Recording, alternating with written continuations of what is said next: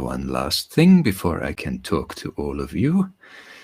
I have to do this to get the last of these videos live. So please bear with me for a little moment as I'm setting everything up and trying to talk to you while I do this.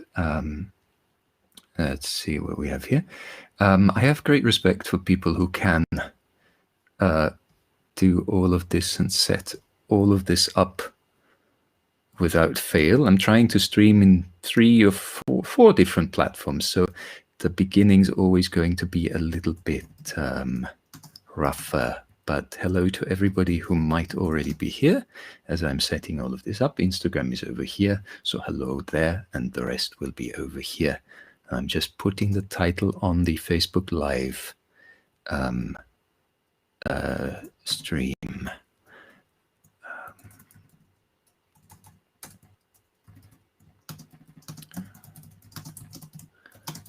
So then we can begin. Now it should be done. 2, 1. Hello, Beth.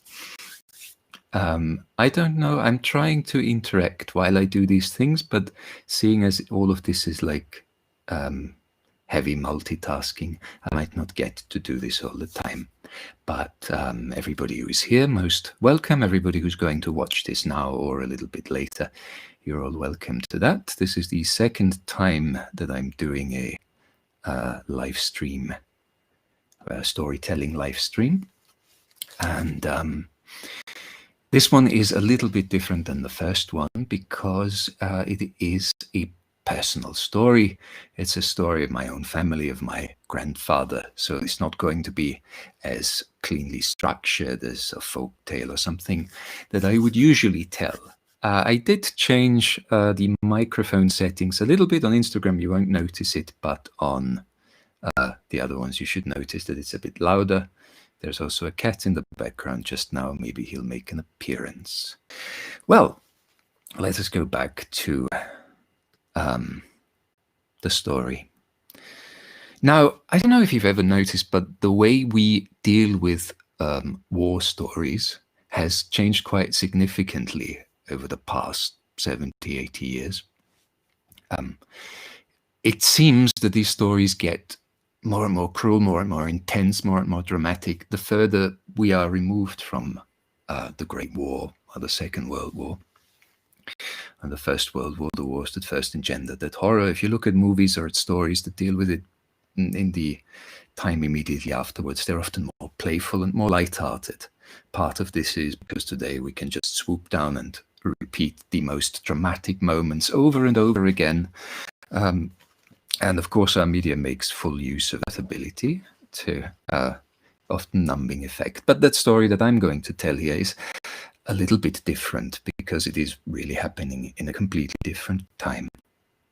And I will tell you a little bit about my grandfather first, just the basic things. He is no longer alive. He died in the year 2000, a long time ago. He was a painter, and at least during my lifetime, he was quite successful as a painter,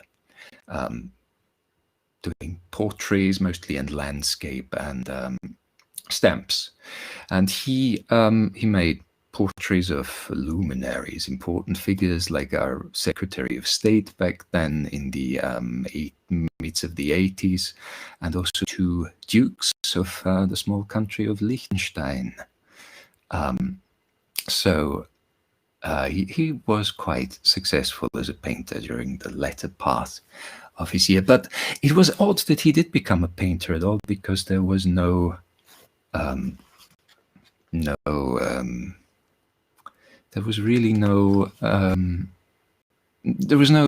precedent for that. He came from a family, rural family, very normal. Nobody had any idea what a painter would do and how you would become a painter. But he started drawing from a very early age, and only because one of his teachers, his French teacher back then in the little village, recognized his abilities and pushed him to get something out of it. Probably also convinced his parents that actually this is an idea, and this is a thing, and this can happen. This enabled him to later study in Vienna. But of course, that was the 1940s. So war was breaking out, or even before that, the Anschluss happened. So Germany took over Austria, and all of the public institutions, they became, they became German. They became part of the Reich. And pretty soon after that, war broke out, and all people of available age, all young men, would have to be put into military service. And I researched it a bit. I found the conscription letter that my grandfather got. So he went into, he actually wanted to become a pilot at first. And it's good that he didn't become a pilot, because I wouldn't be here, my mother wouldn't be here, because as a pilot he'd most likely been shot down and would have been killed pretty quickly. He became a truck driver, lorry driver, eventually. But I looked through all of these materials, and I found for one thing, I found his conscription notice, the one that he got, where he basically was drafted into the Second World War, which from our perspective now seems very, very odd and a bit frightening. But back then it wasn't different than getting like an electricity bill or something like that. It just said, okay, on that day, at that hour, you have to be at that train station. And that's it. And you were part of the Great War, or what would become one of the most horrible wars that was ever fought. Yeah, and there was another thing that I found personally quite funny, because I saw his evaluation. They evaluated and did a psychological profile of the soldiers back then, if they were fit to fight, and his profile, and it completely fitted with his character, so I could really see him as a soldier there, was whoever wrote it. You could see he liked him, but he was also frustrated by my grandfather, because my grandfather was a kind man. If you gave him a gun and told him to shoot somebody, he would be like, would just stand there and look at something else and study light or flowers or whatever. And so the evaluator wrote a very let's call it a sympathetically strained sort of note, that he needs a lot of guidance and he's not very aggressive.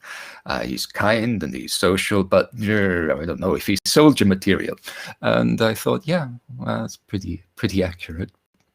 But still he was drafted, and still he went into it, and still he became that sort of lorry driver, and he was put closer to the French front, near Western Germany back then, and that's where he fought most of the time, or where he drove most of the time. He never told me about any fighting that he had to do, or any people that anybody he had to shoot at. So a couple of years of war go by, and here there's one important thing. That's why I said this thing about the way the depiction of war changes over time, because war isn't as a Hollywood movie where you have these adrenaline pumping horror-filled moments where you're constantly on the edge between life and death. There are those moments, there were those moments, certainly, but they were rare. You might not have any of these moments ever. And on the other hand, there was a lot of boredom. There was a lot of things going wrong. And you had your feet hurt in your boots, you were wet, you were soggy, you were tired, you had to spend time with the same people over and over again, and most of the days were the same. So that is probably the experience of war for many people. Of course, there is this balance between, you could die, conceivably, any day you could die, but if you wouldn't die, the day would be really boring. And I think that is probably a truthful depiction of war, as odd or as undramatic as this sounds. And so he had a couple of years of that, until he was imprisoned towards the end of the war.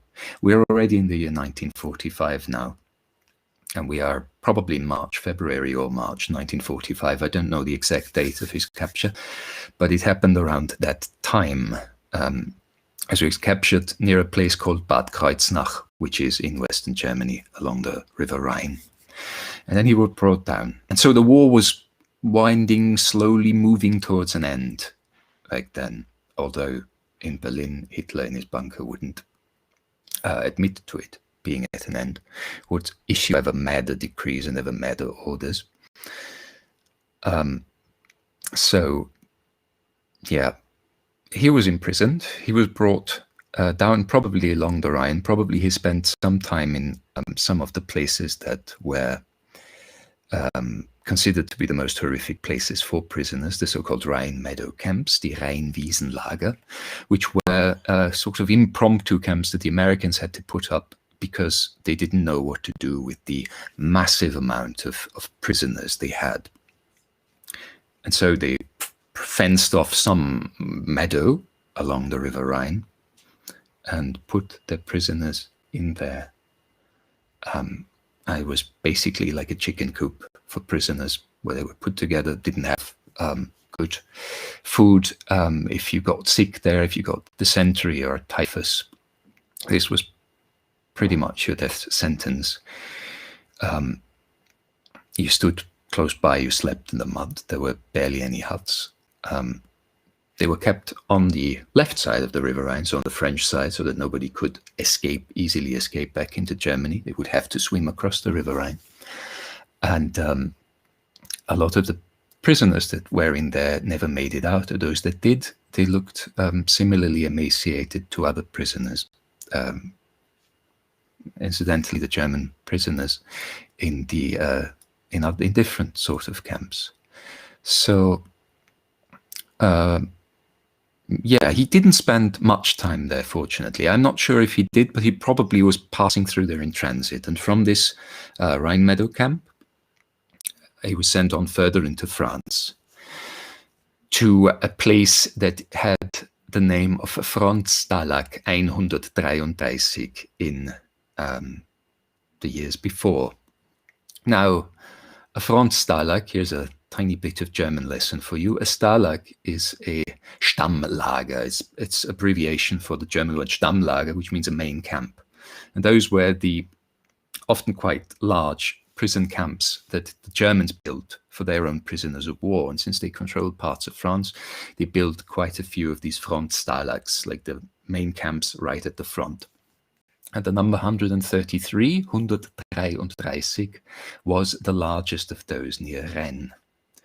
The Germans used this one in the first years of the war for mostly colonial prisoners, for French colonial troops from Northern Africa, from the West Indies, from wherever France had colonies. So you would have a surprisingly international group of prisoners in this Franz Stalag up to the year 1944.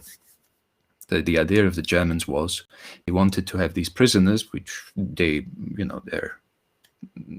Nazi ideology objected to these. They were colored people and non-Europeans. They wanted to have them as far away from Germany as possible, even when they were already imprisoned. And so the conditions at those camps weren't particularly good, even for a prison camp. But they were the largest. This one was the largest, the camp near Rennes, Franz Stalag 133.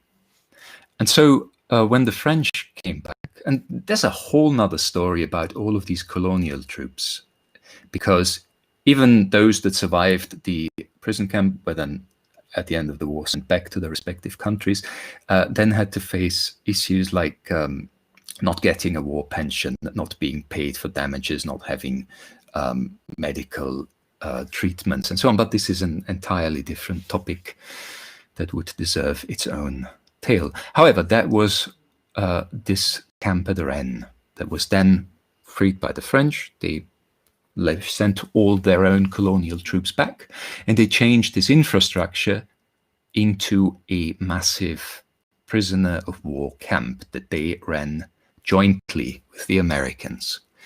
How many people were there? Between 50,000 and 80,000. The exact number isn't sure.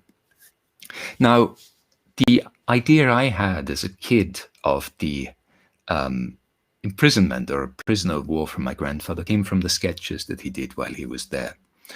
And the sketch that I had most clearly in my mind was a sketch of a church in a forest, very peaceful looking. So I thought, well, that's prison camp doesn't look so bad. So I never had any idea that the camp that he was in was a massive camp. It was this camp that held anywhere between 50 and 80,000 different prisoners at the height, which would have been in from May to June 1945. He came there, well, the first date that I know he was there was the 25th of May 1945, because that's how the first of his drawings there is dated. But he must have been there much earlier. In this camp, they had subsections that they named cages. And each of these cages, each of these subsections was for a different nationality, or in case of the German nationality, more, because there were more prisoners of German nationality. So they had their own cage for Austrian prisoners, their own cage for Italian prisoners.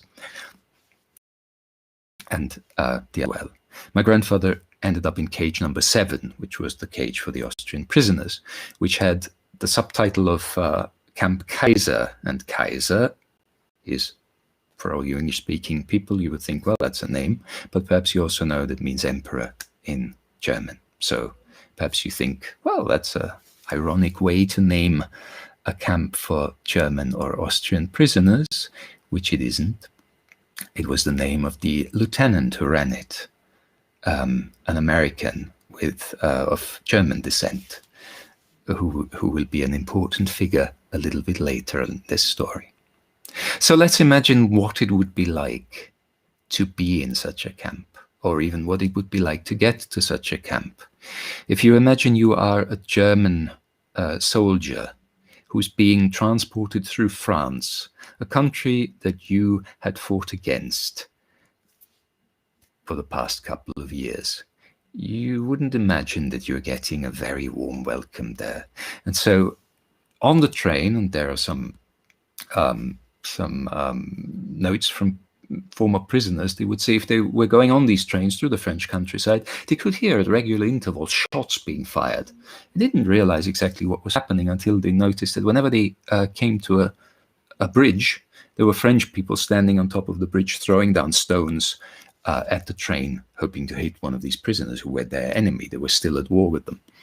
And the American soldiers who were accompanying their prisoners in those trains, they would shoot into the air to chase away the French people and make sure they wouldn't injure any of their prisoners for whom they were responsible. So you were in enemy territory and you were not a welcome guest. Still, it was better, and much, much better, to be captured by, if you were a German, to be captured by the Americans and not by the Soviets. Because the Russians, they would treat their prisoners much, much, much more harshly than the Americans would. So, again, let's go into one of these camps. Let's think about what it would have been like in there.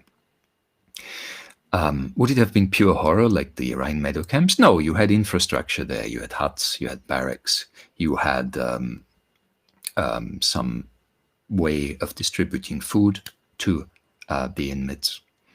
And you had structure in it. You had a clear hierarchical structure, of course, with the American officers on top, the American GIs below. And then you had a structure within the inmates of each camp. Each camp had, an inmate or a group of inmates who ran the camp, who had connections to the Americans for some reason, maybe because they spoke the best English or because they were the highest ranking officers back in their own platoons. So, and they would structure that. And you had an official way that it was run, food coming in the morning, food being distributed. And then you had an unofficial way, like a black market, where cigarettes or chocolate or anything that could be traded was traded, for food, for anything that you would want and could get. So you would imagine there's a lively black market going on between the prisoners, where some people would hoard cigarettes to exchange for something immediately or in the more distant future. So it wasn't well, perhaps you can compare to the microcosm of a prison.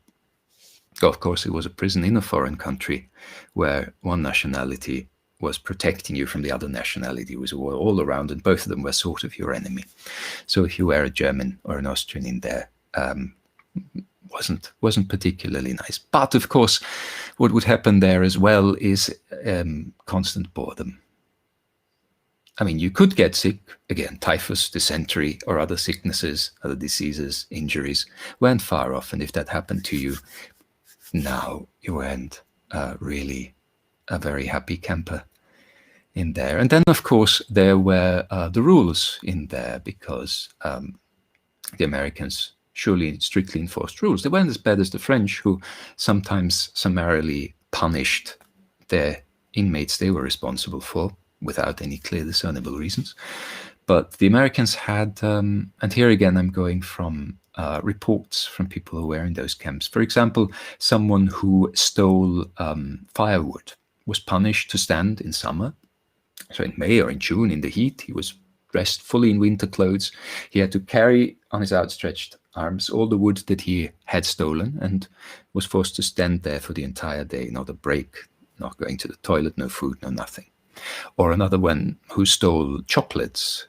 The Americans put him in a cage and gave him nothing but chocolates to eat, a little bit of water to drink, and of course he's eating chocolates the entire day, so he's getting indigestions, congestions, and is caught in a very, very ridiculous, painful, shameful kind of situation. So those were the sort of punishments that the Americans would mete out towards their prisoners. Now we have an idea of this camp life. Now back to my grandfather. My grandfather, a painter, he had already been, not finished his studies yet, but he was on his way to becoming a painter. Now he'd been a soldier for a couple of years, and now he was a prisoner of war. All he wanted to do was to paint. So somehow he managed to get contacts. He met a man that he knew from before, another lieutenant who he had served with before in the German army, a Swiss national, who was also in that camp, and who sort of had worked his way up into the camp's hierarchy and had a direct line to the American camp management. And as fate wanted it, the Lieutenant Kaiser, the man who ran this prison camp, the American who ran this prison camp, was looking for a painter, for somebody to draw his portrait. Why? No idea. Perhaps he was bored, perhaps he really just wanted to have his portrait taken, perhaps he was a vain man, perhaps, I don't know. But as fate would have it, he told this man, this liaison, the friend of my grandfather's, that he wanted to have his portrait painted. And the guy said, well, I know just the man. And so he brought my grandfather to meet Lieutenant Kaiser.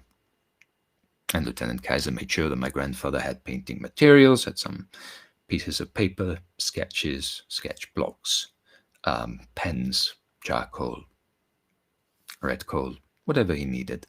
And he started to make his portrait. And then the other officers saw that, the lieutenant had a great portrait taken of him. So they asked for their own portraits. So my grandfather continued making sketches and then going back and asking for more material and making fully fledged paintings of several of the officers. Now, we do not have the paintings anymore because they were given to the officers, and I have no way of contacting them, but I do have some of the sketches of them. So Lieutenant Kaiser, if you saw the ad that I put up on Facebook, this soldier with his cap, this was Lieutenant Kaiser. And from then on, my grandfather actually became something like the official or unofficial camp painter, because not only did the officers want their paintings taken, also the inmates, the other fellow prisoners, wanted to have their portraits taken. And so my grandfather made a total of about 50 different portraits. He had a clear list of that when he was given the commission, when he finished it, and how much he was paid for it. So I could look through exactly what they were, roughly 50 of them. And his payment was a couple of cigarettes sometimes, some chewing gum, some chocolate, maybe extra food rations, anything like that. So this was the kind of painting that the kind of payment that you got as an official prison camp artist. And not enough with that. Not only did he do different drawings, different paintings of all of that. He did sketches of camp life. I also have them. He also had the idea of running an art history class in the POW camp in Rennes. And he needed material for that. So somehow he must have managed to acquire a pass to go into the nearby town to study, to look at some churches, or to look at a library, to find a book of art. So he would have gotten his little pass, would have gone out into the town, probably accompanied by somebody, because alone it would have been too dangerous for him to go into a French town as an Austrian prisoner of war. And he would sketch the different statues, the different paintings out of these books or out of the churches that he could see, and he would come back, had his own little tent where the fellow prisoners would wait for the lesson in art history.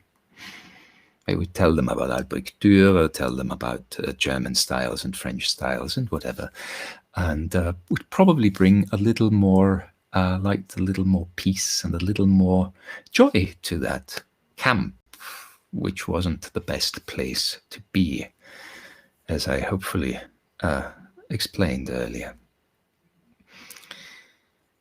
So, painter and art history teacher in a prisoner of war camp. What a strange thing. And then between all of that, on the 8th of May, the Germans capitulated, so the war ended, slowly began to end. And the Americans started to think about what to do with their prisoners of war. And then in June, towards the end of June, they decided they would just abandon the camp. They would free most of the prisoners and leave the rest for the French to take care of them. And what a strange thing that must have been, after so many years of war, after so many news from home that you couldn't see, when you would just hear that bombs were falling, perhaps on your hometown, perhaps on the town next to it, that people would be dying, would be starving, that you didn't know what was going on. You probably hadn't thought about really coming back, or even if you had thought about coming back, every day of that, the idea that you actually would go back must have been something like a psychological shock to many of the prisoners there. Also the idea, you would be thrown out of the prison camp and would be told, okay, now make your way back home. There wouldn't be any prison transports back home. You had to make your way to the border somehow. Perhaps there were some that were organized, but most prisoners were just left to fend for themselves. Basically, they opened the doors, said, go out there, good luck on your way. You're no longer our responsibility.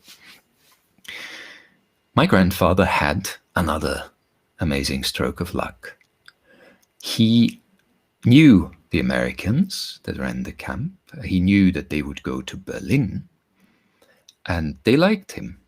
And so the camp command decided that, along with roughly 3 dozen other prisoners, my grandfather would go with them to Berlin. So they took him to Berlin, post-war Berlin, ravaged Berlin, destroyed Berlin.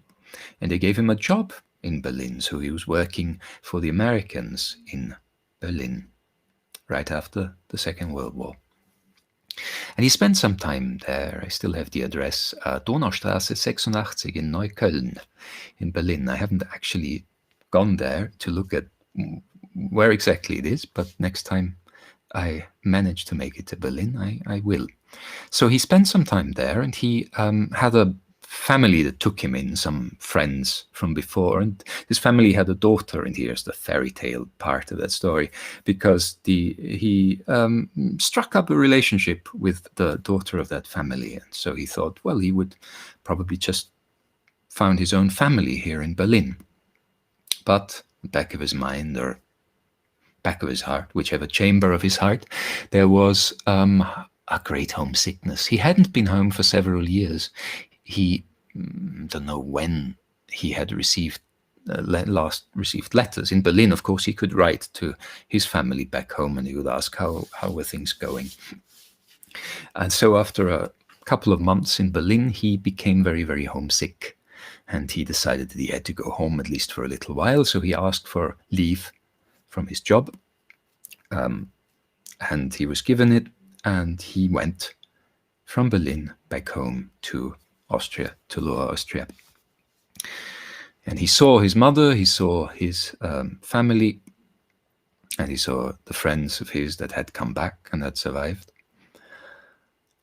And then when he was about to go back to Berlin, he realized something. He realized that he didn't have a valid passport and that he couldn't leave Austria. He was forbidden from leaving Austria to go back to Berlin, no matter how much he protested, no matter how much he said that he has a job there. He has, a future there in Berlin. He couldn't go back to Berlin. The borders were closed to him. And back then it wasn't as easy to stay in touch with somebody in a different country, somebody in a different city as it might be today. So he had to, slowly but surely, he surely didn't want to, but he had to give up this idea of, founding a family in Berlin.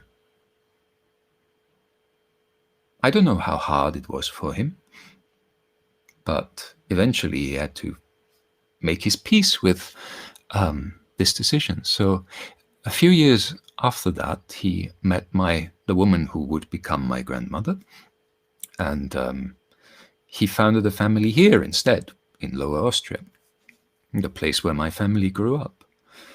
And pretty soon after he finished his studies in Vienna, as soon as it was possible again, and he came back here and he began to work as a painter. It wasn't easy, of course, post-war world, to be a painter there. I remember the first thing that he did was he was painting the on slides for advertisements for a cinema. We had a little town that he lived in had a cinema back then. Hasn't had a cinema for a long time, but back then they had a cinema. And they needed somebody who would draw the advertisements for them. That was one of his first jobs, and he worked other menial jobs, but would always stay a painter, would always follow this specific dream. And how could he not? Because this art, this idea, this had made him survive a prison camp, made him survive a war, kept him safe there. And I don't know, I think of that anytime somebody says art or anything like that is useless. I would think about, no, it helped my grandfather survive massive bloody war because he was able to draw. And he knew a couple of things about art history. And so this is one of the parts that I carry around with me. And whenever I tell something like that, it's very nice because for a moment I feel that my grandfather is back alive and with us again. So, but I think I have bored all of you enough with the story, and the story is at its end. So it was a little bit different, but the excuse for any inconsistencies or weird elements of that story is that they're all true. And for those of you who watched that, again, I'm sorry if anybody was trying to interact. Since I'm dealing with a couple of screens and I have to tell a story in between, I'm not always able to see that. But thank you very much for being here. Thank you very much for watching the whole thing or watching a part of it. It's very good and very nice. And yeah, I hope you heard something that you hadn't heard before. And I hope it was an entertaining story. I will certainly do that some other time, probably then again with not a proper story, but more folktale, more made up kind of thing. Anyway, I hope you are all doing okay, and stay well until next time. I'm going to end all of these streams. Stay safe, everybody, and take care.